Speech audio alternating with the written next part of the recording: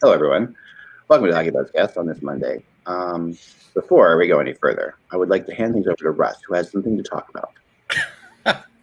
A couple of little things. First, there's one big thing, one small thing. I saw that on Sunday, ESPN is going to be doing a 30 and 30 on Bruce Lee, and I probably have seen every movie, every documentary, everything on him, but I am going to watch it, and I'm going to see and look for some new stuff, and hopefully they do a good job. I'm only like 25% through on Lance Armstrong, so I can't really comment on that one yet. But I can I just throw in one comment about Lance Armstrong? Yeah, sure. I watched about, I'd say, a half hour last night, and the ego on this guy to come out and basically say that his relationship with Sheryl Crow was a mistake just shows you how much of an a-hole he really is. I have no sympathy for the guy.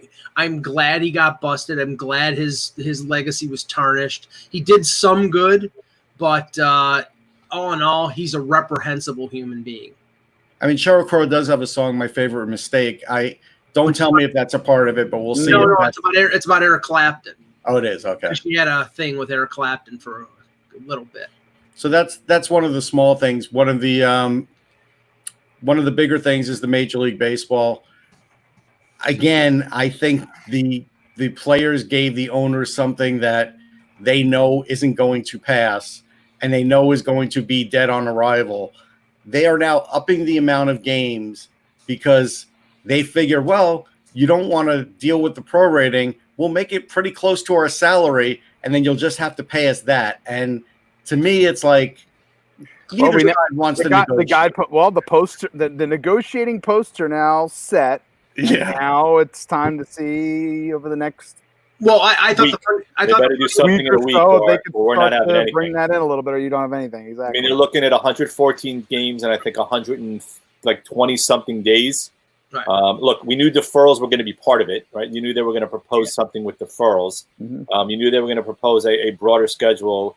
I mean, look, am I in love with what they proposed? No, but in terms of what the owners proposed, not a big surprise in terms of them going to that kind of an extreme also. Yeah, but what I don't get is, okay, there's nothing to defer if the playoffs get canceled because they've been paid all their money. They're talking about a 114-game schedule that goes through the end of October and then playoffs in November. And if the spike happens in November and the playoffs get canceled, the entity that's screwed is the owners because that's where they make their money. So what the hell are the players out? Oh, they're not out much at that point. You know, the thing that the players don't want to tell you that they're probably, I would say, not the most upset about, but the second thing that they're most upset about is the fact that the owners basically expect them to show up for like spring training and not get paid for it. And I think that's a reason why they extended the games and everything else, because they've already been to spring training this year. Now they're going to have to do a second spring training. And, they're basically just asking them to do it just to do it because that's what we expect you to do. And I think I get it from the part of the players for that. But for them asking for 114 games, there's no reason to have a 114-game season. It's just stupid.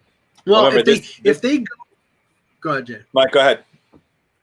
No, if they go, this is the thing. If they go into a season without spring training and say, for example, Marcus Stroman in his first game of a season blows out his arm, he's still getting paid. The owner is out the pitcher. So of course they don't have a problem with going into they have a problem going into a second spring training. But the thing is, you have to do that. You have to build yourself up physically to be able to play, and they can't just jump right in. So right, but you know what this is like? We've all had jobs where all of a sudden the boss says, "Hey, we're only going to have you working half shifts, but still come in the morning shift. We'll just have you leave at 12, and you would rather it be something else because if I'm only coming in for half a day, why am I only going in 8 to 12? But the owner's sort of dictating this, and that's where the players have a problem. And I get it. I do.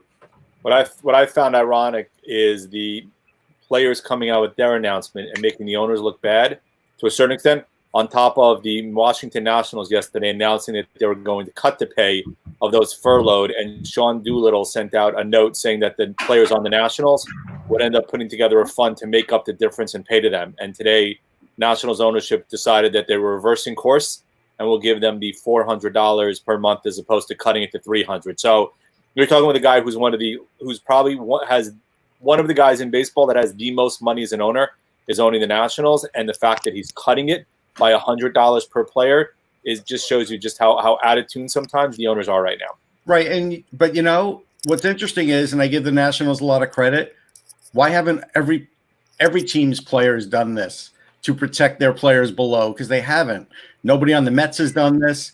Nobody on a lot of teams have done this. So I give the Nationals credit, and they definitely forced ownership. And again, that's the whole joke of this whole thing with baseball is Rob Manfred is basically letting the owners just use the minors as a write-off. Yeah, and all those players will never get jobs again. Like 10% of them will. Funky in the chat beat me to the punch because I was going to mention this. I'm not a big David Price fan, but what David Price is doing with the Dodgers, and he wanted to keep it secret, but somebody sort of outed him. He's providing $1,000. I think it's $1,000 a week, or $1,000 a week until the end of June, out of his own salary for every minor leaguer in the Dodger organization, which I think is unbelievable. It's like, actually, so Tampa in a way is paying more for the Dodgers prospects than they are for some of their players because. Well, no, it's Boston because it's Boston. Sorry, Boston's money. Yeah. Mm-hmm. So Boston keeps paying, but that's it. I'm done. I don't think baseball's happening. That's all. I have something that's really exciting to talk about. So let's get to it. Okay. All right, here we go. We'll say the date. The date is the 1st of June. Yes. It's hard to mess that one up, Beck. It is not hard. You almost did. It's not hard to mess anything up, Russ. You very, very much underestimate my powers. All right, here we go. Hello, Hockey World. It's Monday, June 1st, 2020. I'm Michael Agello, and I have to wear a hoodie because it's 55 degrees in Buffalo. I'm Jan Levine, and it's good to be back again. Russ Cohen from Sportsology. Go ahead, Ann. You popped on, whatever. I'm Anthony Jones from Center Ice Philly Magazine. That's right. And I am Eklund, and you're watching the Hockey Buzzcast on HockeyBuzz.com. This is a podcast that comes to you every Monday through Friday in the afternoons to fill you in the comings and goings in the hockey world, even when we make no money doing it, which is always. So just wanted to let you know. But we do it out of passion and the love of the game. And I want to start off today with something kind of fun because we need some fun in our lives. And this is, I don't know if you guys follow the drama that's been going on a site I know you're very familiar with, Russ, Elite Prospects. I am familiar. Are you familiar with the drama that took place over the weekend? I am not. Okay, here you go. So basically, an American goalie, who is an American-born goalie who's playing in Europe, wanted to North American. I'm sorry, he's not American. He's a North American goalie who's playing in Europe.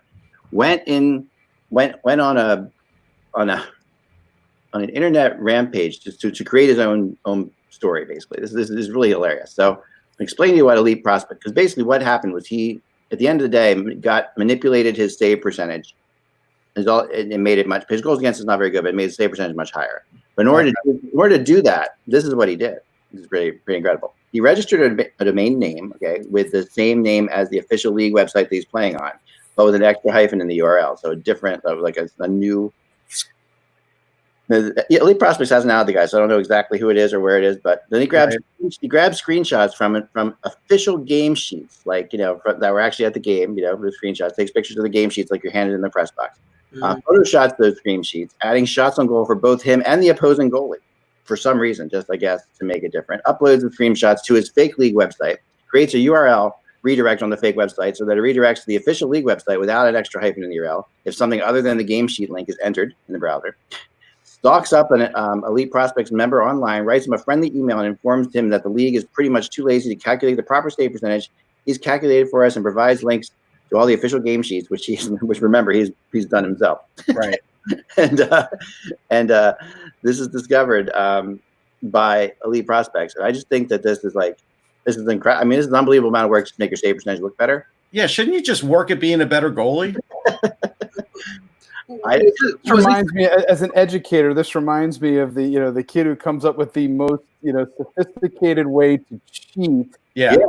And It's brilliant, but you could have just Put that effort into actually studying. Was this the same guy who invented the fake Twitter account for Jeff Passan as Jet Passan? I love that one. That was my particular favorite. Let's right, Russ. Yeah.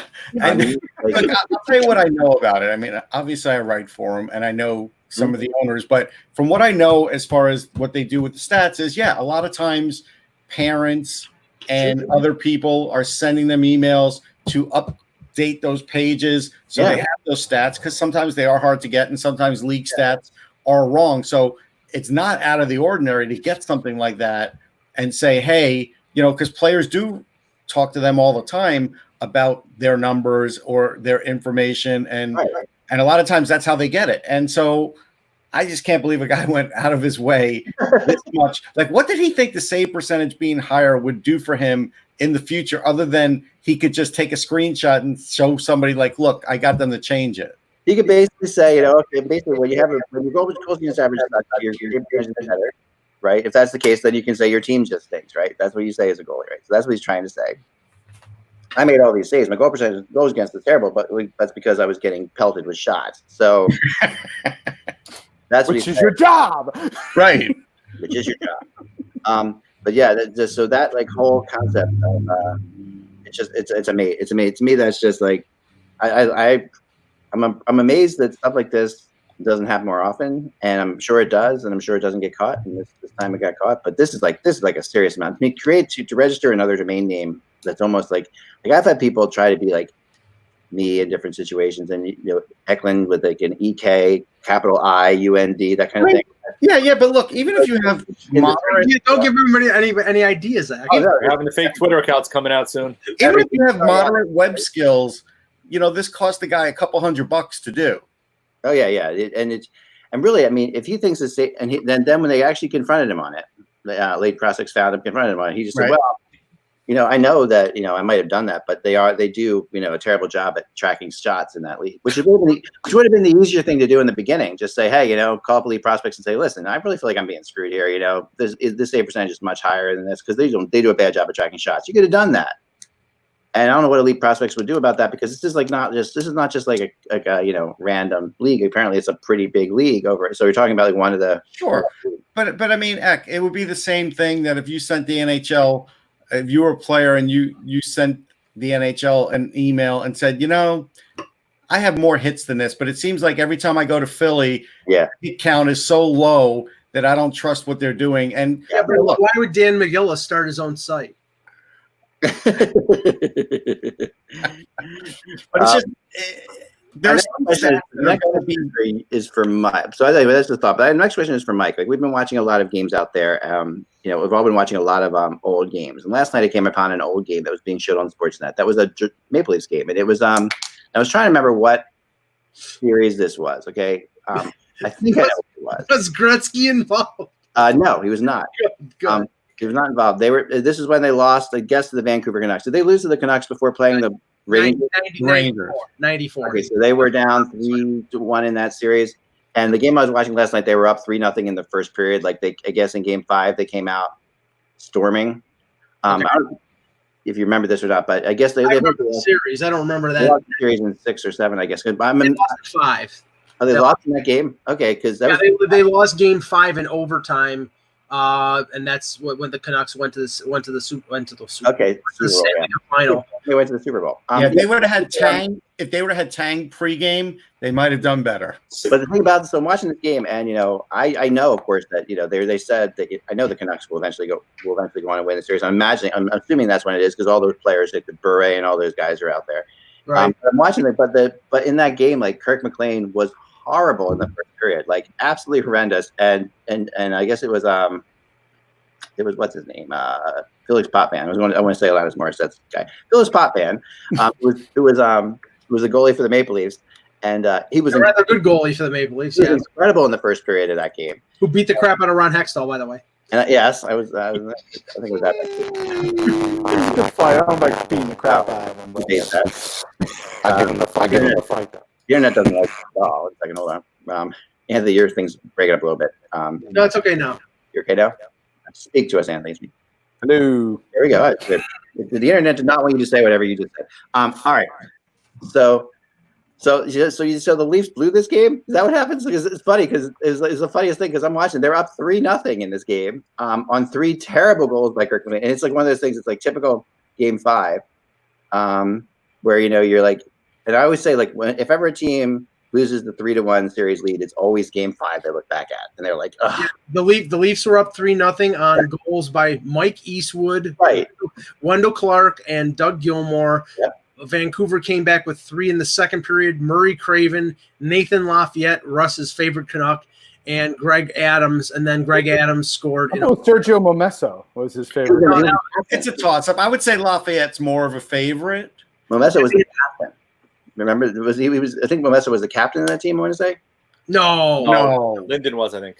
He had an A on his shirt, or something like that. Yeah. Anyway, but that was astonishing because a couple things about that game. First of all, Flyers fans, Anthony will appreciate this. He's not here, but when he returns, the concept of the two of like the classic Flyers players from the '90s, Murray Craven and Peter Zezel are on opposing teams, and they were part of a line.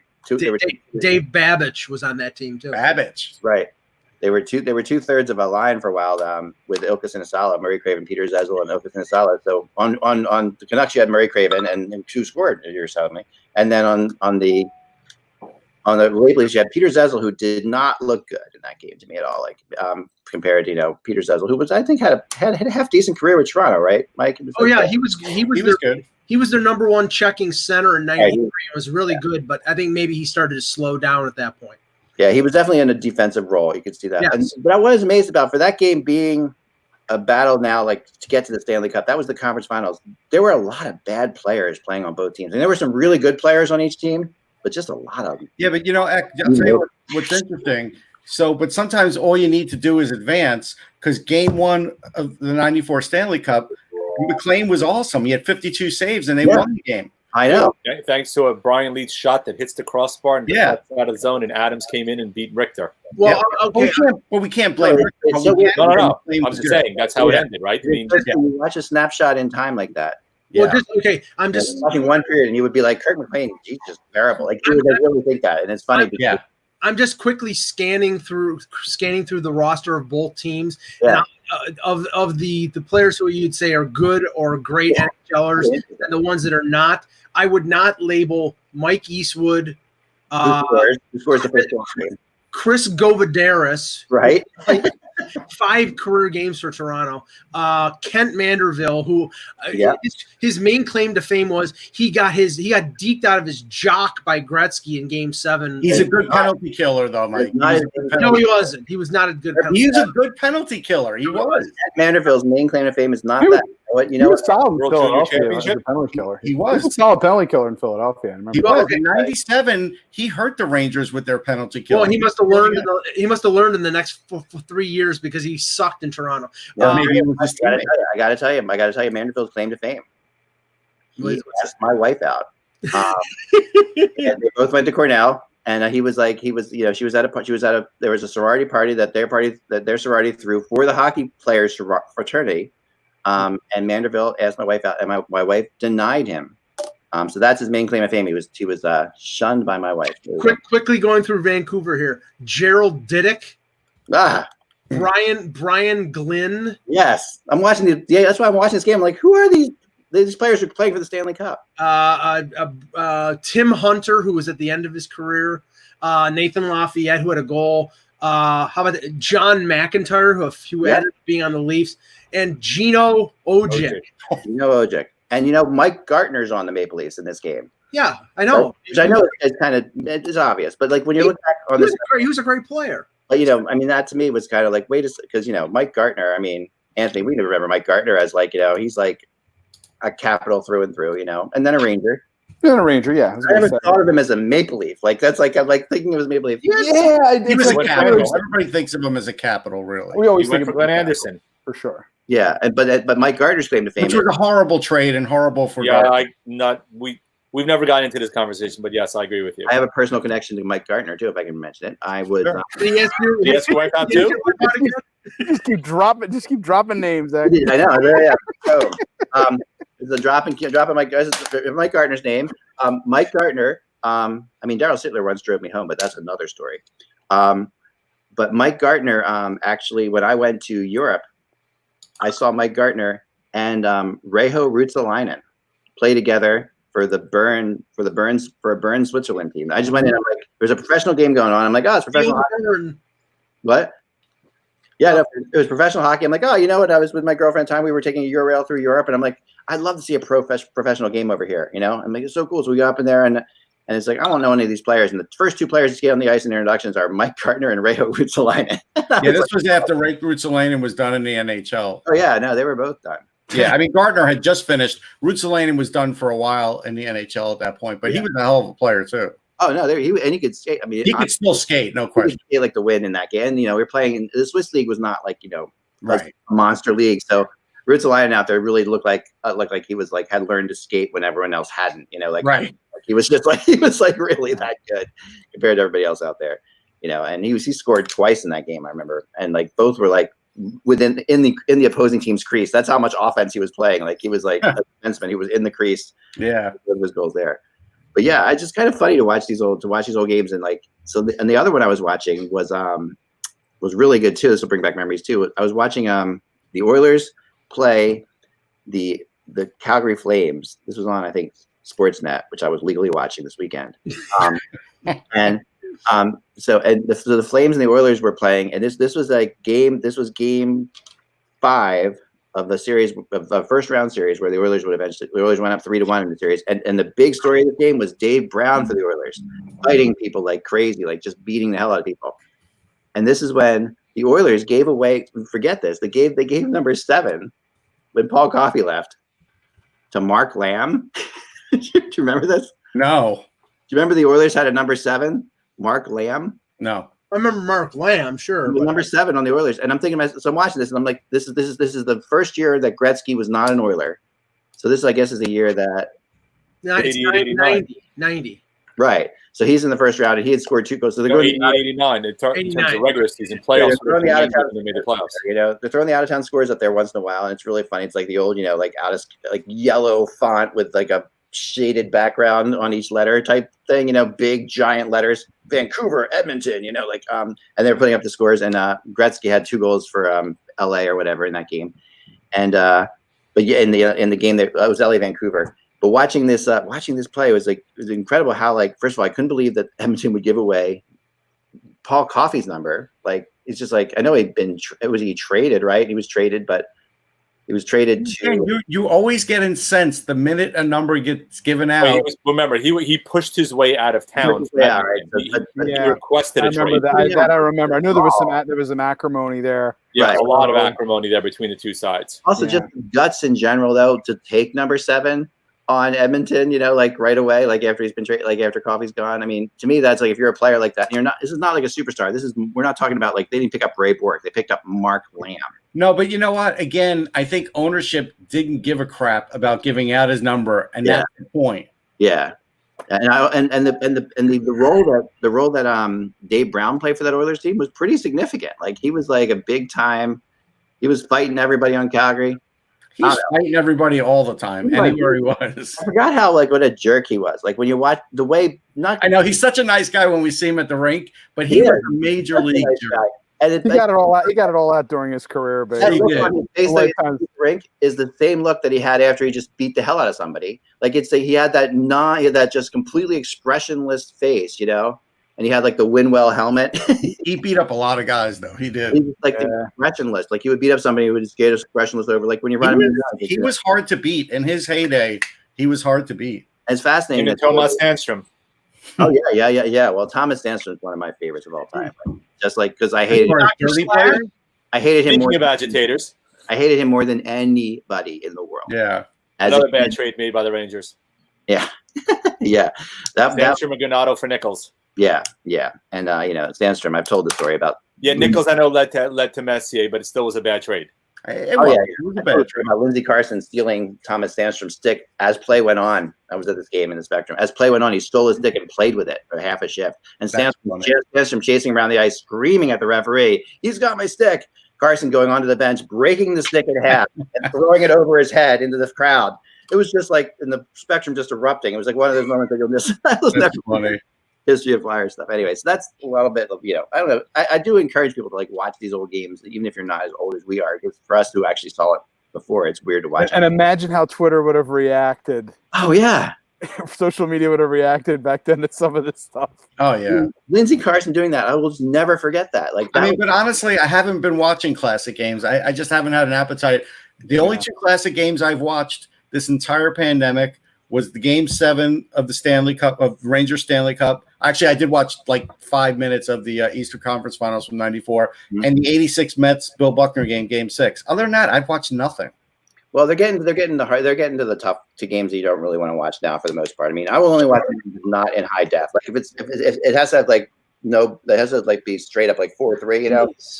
MSG is showing the Derek Plant overtime winner in Game 7 against Ottawa. I mean, just like, and this is like 1996, 97, something like that. It's just like more exciting than the Flyers Devils game that I watched that ended in a shootout. That it was for the Devils. They just replayed a Flyers Devils regular season game where nothing interesting happened at all.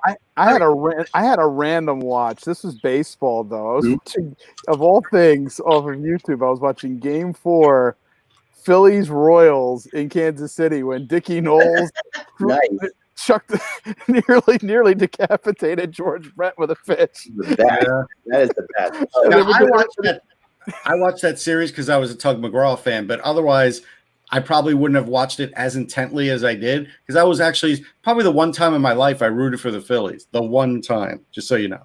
What bothers me about the NHL Network? The NHL Network has taken to that they put what's exciting about the game on there. I don't know if you've seen this or not, but it's like no, I have not seen that. They're putting aside. They're like, this is like Blackhawks liner notes win in overtime or whatever in the playoffs, the Blackhawks Kings game, and I'm watching the game. And I'm like, well, come on, like I'm just watching the game here. I know, right?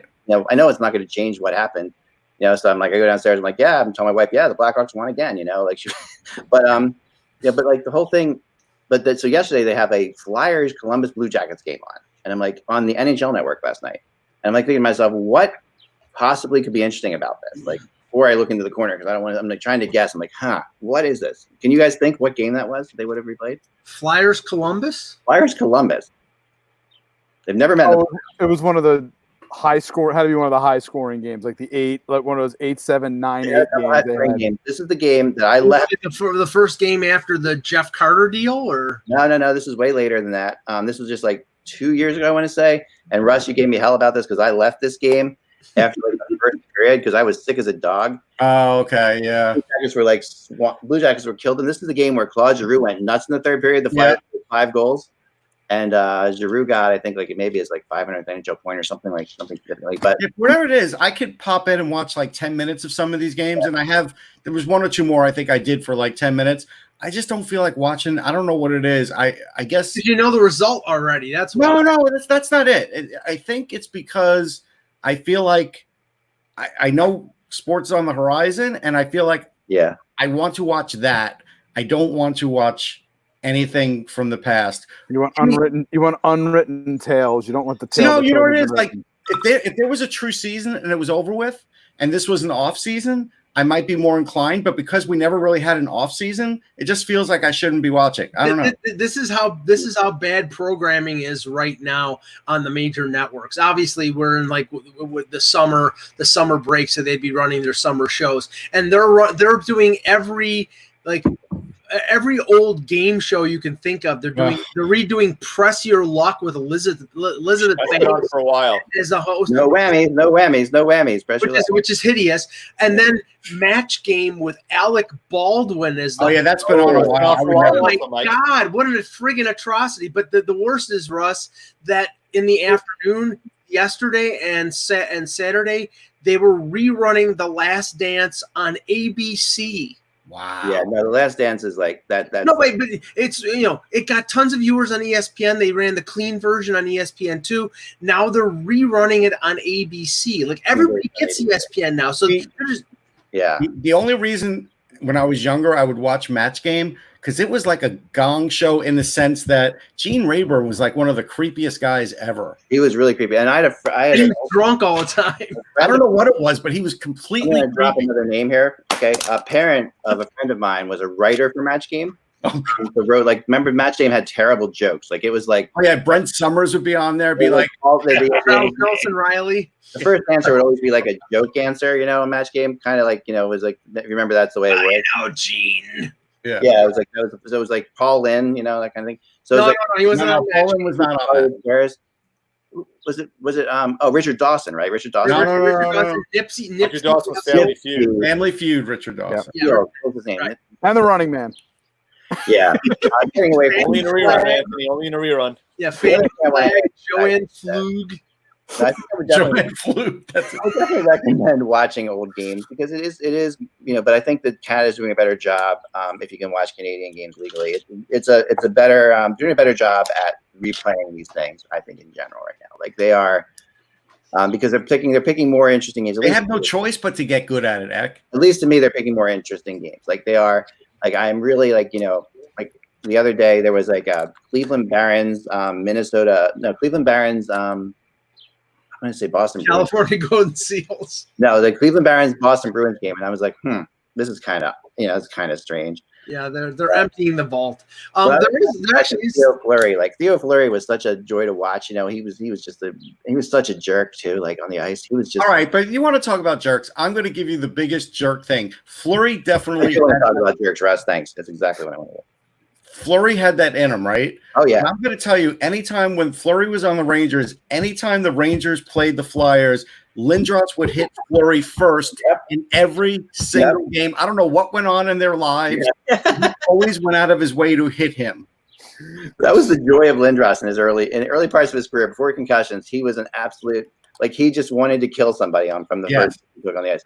And then when he got the concussions and played more calmly, the strategy to play against Lindros was not to touch him at all or get him angry in any way, shape, or form, because they would just float through games sometimes because he didn't want to get a concussion. So he was like, but if you hit Lindros or you make him mad, you would wake up a giant that would just you know go on and win the game for you. I mean that was the way. But you're right. I mean, my favorite Fleury moment was, and it's a really famous moment, where it was during an Edmonton, one of the big famous Edmonton Calgary series, and Fleury's in the penalty box, and somebody holds up a sign behind him that is written on white piece of paper. Does anybody remember what it said on it?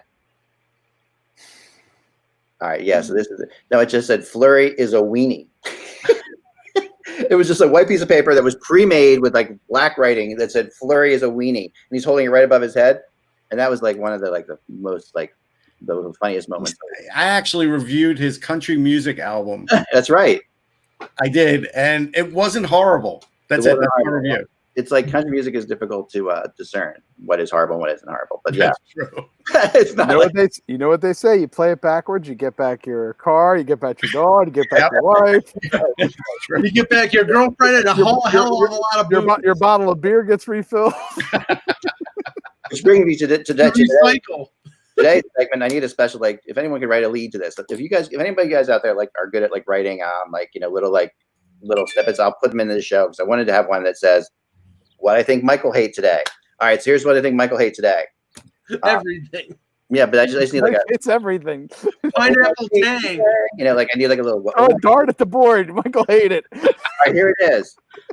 A DJ playing live during the games that is apparently the NHL is considering during the games, since there's no crowd, a DJ will be spinning music live for the players as the game is happening. Asinine. I don't like it either. I would prefer the organist simply because it won't be every second and it would react to certain plays. Every second, it's like lacrosse. I watched lacrosse when they had that. I didn't like it. Yeah, during they would go to the players. Each team would get to pick like 5 or 6 songs that they really like to get them pumped up, and they would rotate them somehow. Well, I mean that means the Leafs will choose "You Make My Dream." No. If it's between whistles, I'll turn the sound off. Yeah, I would too. If it's between whistles, fine, because then that's like regular games. But this is hockey's equivalent. This is basically hockey's equivalent to walkout music. Is that what we're talking about? Yeah. This is like think box lacrosse. Have you ever seen a box lacrosse? It is. That's what I'm saying. It's all like basketball games when the music's pumping and they finally shut it off, but they just keep letting it run. I don't go to box lacrosse because I don't want to die from secondhand smoke. secondhand smoke and box lacrosse. Mike, what are you saying here? Just remember, Mike, that's Buffalo's last championship. Anyhow, Bandits. And half the people that wrong Tavares for Mike. Yeah, half the people that went to the game have lung cancer now. Russ, jeez. Russ, do you recall when we sat there and tried to figure out who the hell was picking the Flyers intro music? Yeah, warm-ups. Yeah, Flyers for a while had music that sounded like you were at like a German sex club. Yeah, so, don't know the way to describe it. It's honestly true. It was just we need to know why you know that's from a German sex club. You just pulled that one right out of my skull, Jan. Very good. How do you know this? Honestly, Jan, I'll just say this. I have hobbies. Gosh. More than you'll ever know, Eck. The NHL I'm hitting the mute button. In Berlin, we went to Das Sexport. All right, this is the nonsense even quicker than that. I'm hitting the mute button. I think it's a dumb idea. It's a dumb idea. I mean, it's fine. I don't care. You don't care? All right, Anthony's I'm ambivalent. I'm ambivalent on this one. Anthony's indifference that just shocked me. I know. Oh well. Yeah, we do have some news that we. Let's go to Mike with the German sex clubs. No way. No, wait. Now to Mike. No, I have no rubber shorts there, Jan. Okay. No, which I really didn't need, Mike. Yes, there was some news regarding a couple Russian players that were expected to come to the NHL. This is something that's sort of hung over the league right now because the contract situation still is yet to be determined whether players signed like Alexander Romanov with Montreal can play in the upcoming playoffs. Russ, we heard these reports coming out of Russia about Kaprizov and Sorokin. Right. Yep. And it's interesting because it's Ciska that's interested apparently, if it's true. And I could see it. I don't think they're going to give him an out, though. I don't. I think Ciska will say sign or don't sign. And I think that's why they're waiting, because I think the players, now that they know they can't play in this regular season, if they have to wait, as an example, they got done playing February or March. I think it was February. And they have to wait until, let's say it's worst case scenario, next January. Yeah. They're going to sign the KHL because players don't want to wait that long. It doesn't matter if they want to play in the NHL or not. And I think this is a big factor now into – I don't even think these two guys are going to wait and see when the NHL season ends right now. I think by the time it starts, they'll have an idea now, how long am I going to be without playing hockey, and going to make it a decision accordingly. And I think there's a chance, I think a 50% chance that they might stay now, simply because of the way everything has been laid out. It's nobody's fault. Yeah, it is kind of like one of those. You're right. They're not going to. I mean, they're not going to want to wait that. That's ridiculous. They can play. They're going to play. Right? Well, I think the contributing thing was that it may not be the case because it's maybe overly optimistic, but the KHL is saying they're going to start their season in September. So if you can get guaranteed money like Sorokin and Kaprizov probably can, and start in September, presumably, then yeah, I mean, you don't know right now when the NHL is going to start. You have to think of yourself, but right. If they would have come out with the ruling that said they could play in these playoffs, they'd have been over already. Well, it's still not clear, right? They've talked about moving the date back, right? That still seems to be a little bit up in the air as to what's going to happen. I don't think so, because again, Bill Daly said on the conference call it was a done deal. I think this is just talk to sort of hope that happens. But when Daly says something, it's usually a done deal. Yeah, it doesn't really screw around and stuff like that. No. I agree. I think it is a done deal. There is something along these lines, but after Mike gives us some other news here, Mike, go ahead. Well, I wanted to get Jan's thought on this before he has to drop off. About Sean Day, which took me a little bit by surprise. I mean, after looking at his stats, remember, this is a guy who had exceptional status in the Ontario Hockey League. This is a guy who played junior at 15, who was, lauded as a top prospect, but then his reputation and things slipped. He got drafted in the 3rd round by the Rangers, and a lot of people thought, that's secretly a pretty good pick, that this guy could develop into something. Big kid, 6'3", I think it was 235. Yeah. Lost a bunch of weight. And now the Rangers put him on unconditional waivers. I think it was Friday, and he clears. And now, I think his pro career he finds a landing spot somewhere. But at 22, 23 years old, his career is over. Might be over with, and it's a little surprising. I mean, like Russ Anthony probably add more than I Anthony on the can. move camp. From what Like it sounds as if it seems like the effort wasn't there necessarily, right? The commitment that needed to be in order for him to excel or make the NHL wasn't there, which is why he ended up bouncing between the AHL and the ECHL, and did come back and at least had a little bit of a bump about 2 years ago and started to put himself back on the radar. Yeah. And then he regressed again, and has also been surpassed by the depth of the Rangers' blue line in terms of all the guys they've drafted and added the last couple of years. So I wouldn't say it's a perfect storm, but a lot of it, he has to look in the mirror and recognize that the reason why he's not making it to that next level is literally him. And that's the biggest part of anything. He just has not put in the effort in order to make it to that next level. Yeah. The only thing I could say is I didn't see him play last year, but I remember I had a one-on-one with him at the draft, and I was happy that he got drafted. He had changed his diet and everything else, and he did look really good, like Jan said. I still think it goes back to his exceptional status. It's a long grind if you're not one of those superstar players with all of the expectations bearing down on you. And, it wouldn't shock me if that's what sort of crushed his career. He had all the tools. Now, I'm not going to tell you his skating was perfect, and maybe that is what's ultimately doing him in now. But it wasn't doing him in then, and maybe it just didn't progress. But I also think it's those other things.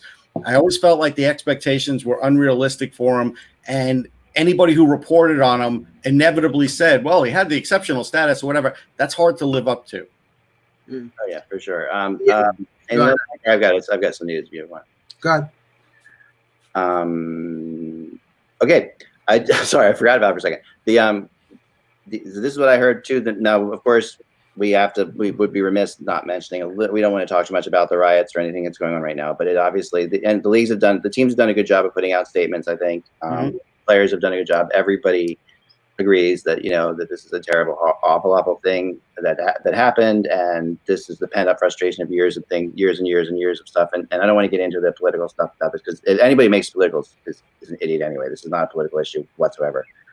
But there is something I want to kind of relate to the NHL, and because I talked to some people about this, and there is a thought here that these riots, chances are these things usually don't go on forever, but it does remind you a lot of what happened in kind of like the Vietnam War riots in a lot of ways. Kind of the closest thing we've ever seen to this. 68 after King and Kennedy were kicked down. Many say this is like the closest it's ever been. But these riots, do they maybe shift the NHL's focus a little bit to Canada?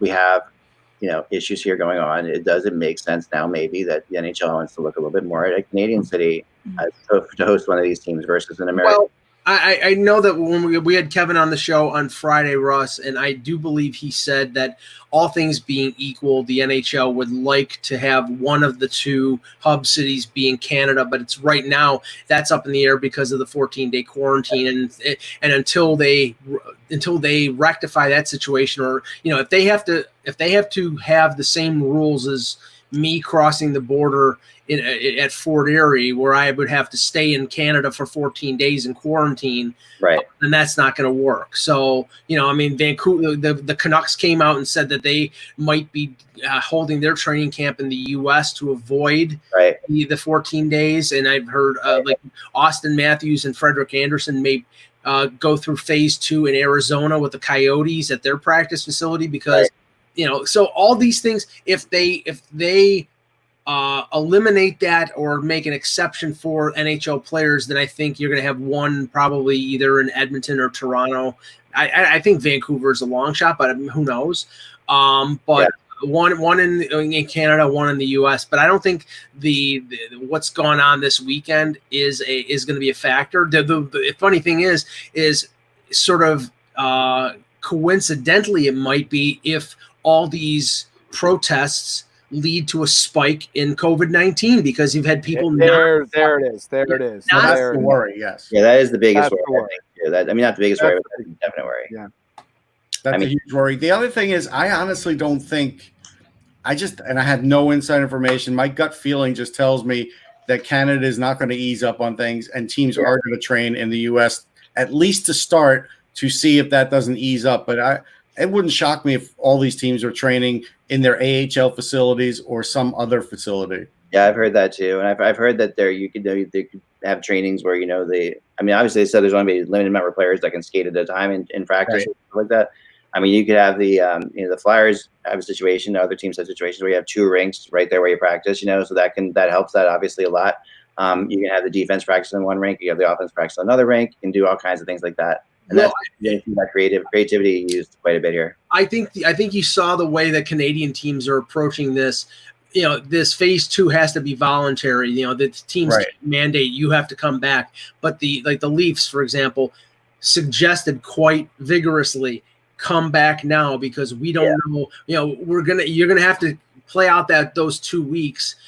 Better to do it now, and while things are still formulating about when phase 2 is going to start, than in the middle of phase 2, and then you're operating from behind.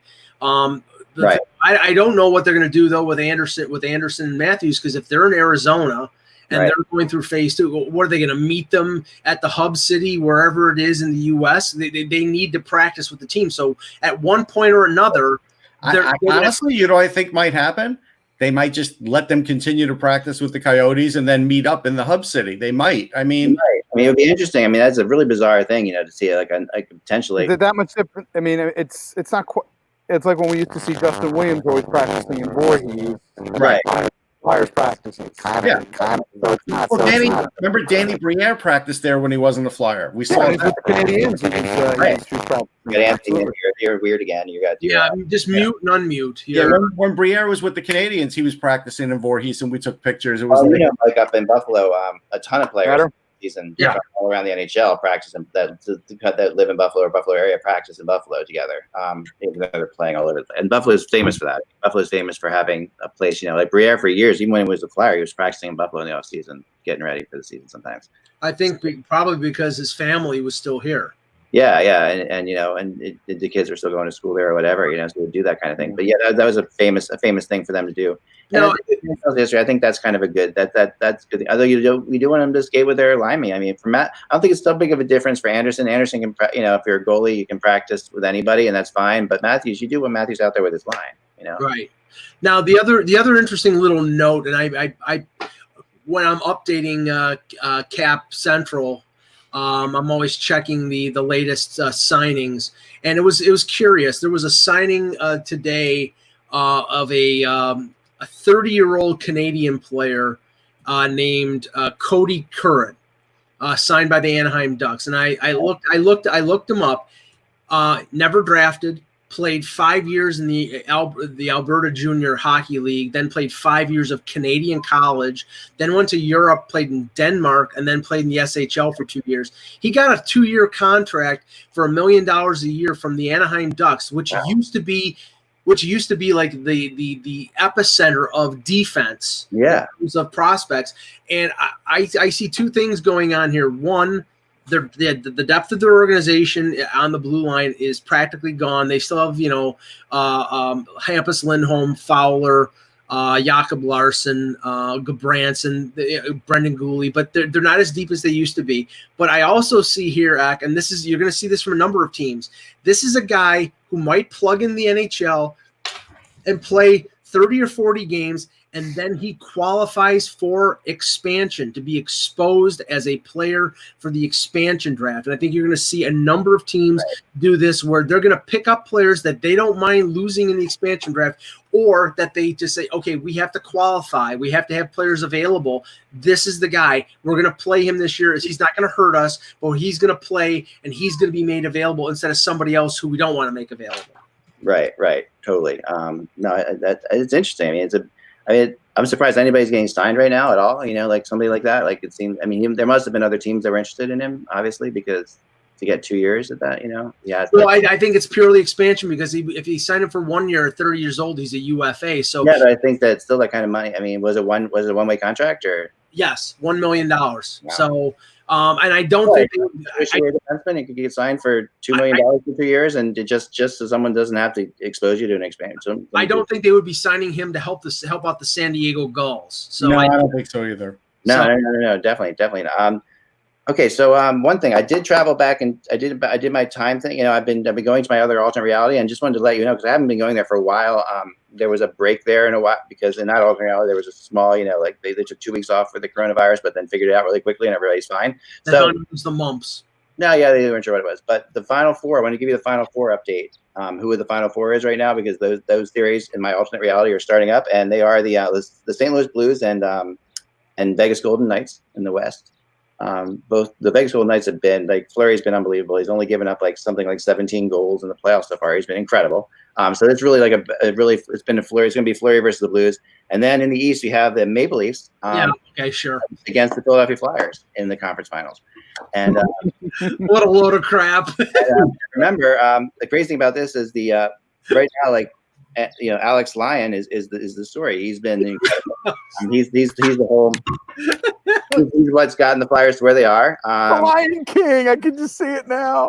Alex Lyon is the story, and to the point now where the Flyers fans are comparing this like a Foles type thing. Andrew McDonald was signed just before the playoffs, and he's their star defenseman. Like Hart might be healthy, but do you go back to Hart? Like what are they? I mean, it's the old story. If Alex Lyon is on a roll, you have to kind of stick with him. I mean, I just uttered that phrase, but good for Alex. He's killing it. They took the kid. Flyers took out Pittsburgh and Boston and Washington, and Pittsburgh. Can't wait to see the statue. Oh yeah, no, Alex Lyon. He's just what beer company's going to sponsor this one? I know, it's just exactly. So we'll see. I'll have reports on the Leafs Flyers series, which will be a good one. Obviously people are talking about the last time. Who's for the Leafs, by the way? Is it still Anderson or it's? No. It's got to be Casimir Kaskasuo. No, Anderson's been great. Matthews is fine. Nylander is suspended for 5 games. But, for a stick swinging of. No. So who has home ice for the series? The Flyers. No. Philadelphia would. Philadelphia. Yeah, I was going to say. And they're talking about the Flyers. They've had their ups and downs with Toronto over the years. And they have great series. We've had an amazing series. Who's the leading scorer again for Philadelphia? Oh, Travis Konechny is leading the league in scoring. Wow.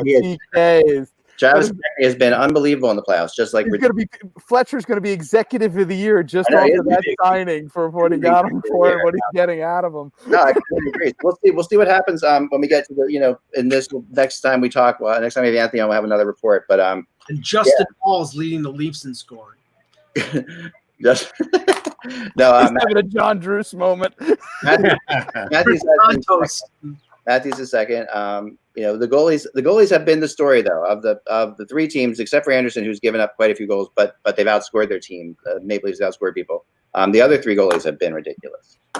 The Blues, the Knights, and the Flyers have all gotten great goaltending.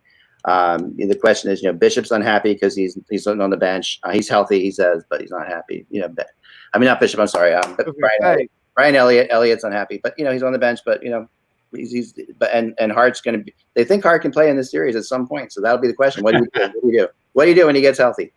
All right. Last thing I want to show you guys from X Attic here. I guess someone sent me another cool like collectible type thing. This last week I showed you the mess. This is another McDonald's. Like I said, my latest thing is McDonald's toys in Canada that are hockey related. This was in 2007. These were released, and they look like this. And anybody out there in the chat room knows what they are. They are mini sticks that were released. So I showed you so far. I showed you the mini helmets. I have the mini jerseys. I'm going to show you too. These are mini sticks, and they're kind of cool. Like you can see it from the top there. You can see the McDonald's logo and NHL Stars. Yeah. 2007. NHL NHLPA things, right?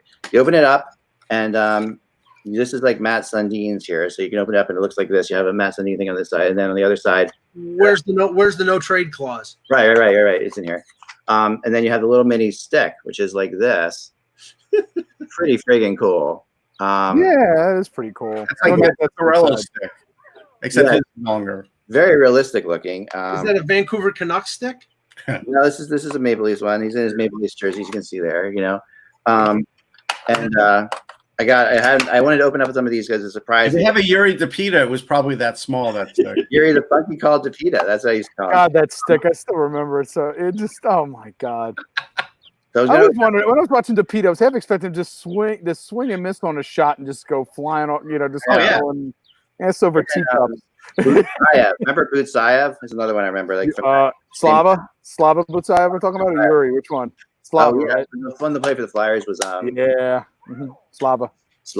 Who was like good at times, but he was like calling the Russian Tommy Goran. Remember that was What a weird comment. What a weird comment. Did you say the Russian Tom Gorns? Russian Tom Lawrence. Yeah. Oh my What a weird God. thing to say. References you didn't think you were getting when you logged onto this show today, people. Open up these movie guys, 'cause I haven't opened them up yet to see what they are. Okay, so I just opened up. This is You're ruining the value of these, Zach. They're worth at least 5 cents. Now they're only 3. This is Marc-Andre Fleury. That's pretty cool. Nice. Yeah. Let's see what we got here.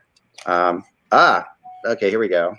This would be it's interesting. They each have one of these things in it, which has, I guess they had to put him in there. I don't know what that's for, but over here we have Joey Thornton. Let's do Only. So you just have a 5 o'clock shadow in that. Oh yeah, you got a big gun. Jason Spezza. Jason Spezza, and I'll do one more. Leaf. Leaf, yeah, one more. Here we go. Kipper. Oh, Kipper. There you go. I mean, these sticks are really cool. They are. It's not loaded with a what's the name of the drink? The Finnish tall drink. Take a boost. Oh, right. Here's a Kipper's stick. This is pretty darn cool. Yeah, they actually are. Incredible detail. Like it's got his name on the side there, and really, these are small. These are like. I wish they had the Billy Smith goalie stick with the tape. Like halfway down. I'm still remembering covering the 2000 AHL All-Star game and in Rochester and remembering seeing Mika playing for the Kentucky Thoroughblades. Oh, that's and nice. Roy Summer.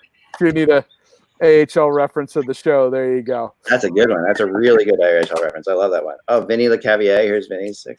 But it's kind of cool. You can't tell on these, but these are like holographic things. These images. Some of them are and some of them aren't. I don't know why. I guess if you're a good enough player, you got a holographic one. If not, you don't. But then he doesn't get one. Some of them are red. I guess the red ones were a different year, maybe. No cup yet. You didn't have a cup yet. What year is this? 2008. Oh no, then he would have. Yeah, he would have a cup. Yeah. Oh, here's Razor Ray Emery. There's Ray Emery. The late Ray Emery. Ray Emery. And his is actually like a hologram that the kind of thing you turn and it makes different. I don't know if you can tell. Is there a boxing glove in there somewhere? Oh, are you getting are you getting that holographic thing if it's a Canadian player on a Canadian team? Oh, you know what it is? Versus an American player which doesn't get the holograph? No, you know what it is? It's a 2008 thing. So it's 2008 for okay. The red ones are 2008, I guess. Yeah. Intriguing. So, and then here we go. I just dropped the stick, which is probably what we would have done too. Here we go. There it goes. Here we go. There it goes. All right. So this, I want to see if you can name this guy from this picture. Oh, you're going to see his name, but okay. See if you can name him from this picture. Red Light Rasico. Nope. Now let me see. Hold on. I'm trying to see the mask. I'm going to say Theodore. Theodore. Nope. No, not Theodore. I was going to say Theodore. No. Okay. Who is it? Nope. I went in the chat room. Any guesses? I'll be looking at it in a second. It's kind of fun. So Montreal Canadiens, obviously 2008. Here's his stick. Oh, hold on. 2008. Oh, shit. Yeah. Just dropped it again. Here's his stick. These sticks are so small. It's not Mike Condon. We know that. No, it's not Mike Condon. I mean, I guess it has to be. Hold on. I can see the. I'm looking at the autograph. I can see the autograph. No, that would be Cristobal Huet. Come on. Huet. I wouldn't have gotten that. You got the Swiss man. Cristobal Huet. That's fantastic. Fantastic. I got one more here. How many Cristobal's were there in the NHL? I wonder. Yeah, like he was like total. It was a Sticks album. Anthony. That was a Sticks album, Cristobal. Yeah. Oh yeah. Can we name this Leaf player? This Leaf 35. That's 35. That is that's not Damian Rhodes. 2008. It's not Toskala, is it? That is Toskala, yeah. Oh. Yeah. Another it's funny. Good signing there. You're a Canadian player, right? He's a Canadian goalie using this stick. Check this out. So, if you're a Leaf player using a Montreal stick, come on now. He is a Leaf player using a Montreal stick. So we lost Anthony there, but yeah. I thought these are kind of neat. They're cool. I've never seen those before. Yeah, I hadn't seen them before either. And if you get, these are kind of maybe we'll give some of these out. I'll give one of these. I'll give one of these away to somebody. Okay, There you go. I'll give you if you want a Cristobal Huet. Just kidding. But no, what we wanted to ask you guys is and these, I know money's hard for everybody right now, but if you want to support the show, we'd really appreciate it, because we are definitely, advertising and everything is not existent for anybody right now, and we're still doing the show and having a blast doing it. We're going to do it no matter, we're not threatening to take the show off the air or anything like that. We're going to do it. We're going to keep doing it. We love doing it. Helps keep us sane, and you guys are great, and the people in the chat room here are great. And just getting all the people who everybody except Funky Cold Zadina. Yeah, there's a couple people who aren't so great. Most people are great. And the other ones, we have ways of muting them out. But you can go to patreon.com/hockey. And if you go there, I'm going to show you what it looks like. Give you an idea here. Because it's I think, what you can do on patreon.com. The way Patreon works is it's like a way, kind of like, public television or public, just your way of like, you can actually support the show by giving a little bit to the hosts, and it goes directly to us. I mean, everything goes directly to us. Actually goes directly to Mike and Russ first. And because I really appreciate what they're doing. And thanks. And this so anything you can do here, it would be great. And patreon.com/hockey. Just bringing this site up, you can see there's different membership levels, and it would be great to be a part of it. Like you can do I'll show you here. I'm going to bring this up and share the screen. Show you guys all it looks like. So it doesn't take a lot of time to do it. It's but here it is, patreon.com/hockey. You can do $1, $5, $10, per month, and we have different little prizes on there that we're actually started giving out some T-shirts and stuff like that the other day, because people have been doing it for like 6 straight months. And there are little prizes on here. They're nothing crazy, but they're really nothing like to that is worth the price. Probably they're just fun little things. But at the end of the day, the whole point of it is if you're getting anything out of this show at all, and you can definitely donate a gray T-shirt to Mike. He would appreciate that. If you get some, I got that covered, Funky. I got the tank covered. Yeah. Just give me your goddamn money. Someone did great. Give us your believeInmoney.com is pretty funny, but that's not it. We're not going there. We're just if you guys get anything out of this at all, if you can put like $5 a month into this, or $10 a month, or $1 a month, whatever it is, it would really help us a lot. It would just be like, it would be motivation to know that like people out there care about the show, that they care about what we're doing. And we just really very much appreciate it. It would really come in handy. If you can't do it, don't worry. We're not going to threaten you. If you can't give money, if you can't give any money at all to support the show, we definitely do ask that you subscribe to it on iTunes. Maybe write a review on iTunes. All that matters a lot because more people will find us that way. Yep. So write a review on iTunes, subscribe to us on iTunes, or perhaps even share us around so that other people join as well. Because right now, we're still talking hockey every day, and we're still having fun doing it. Some days like today, you come in and I'm like, I don't know, or whatever we're going to talk about. But I get together with these guys who are my friends. We start talking, and we start talking about anything and everything. It becomes fun. We hope you guys are having fun with it too. So it's Patreon, patreon.com/hockey, and become a supporter of the HockeyBuzzcast. I think that's all we got, guys. Yep, that's it. So it's only Monday. We'll be back tomorrow. Remember, without the buzz, folks, it is just hockey. Stay safe, and if it's nice for you,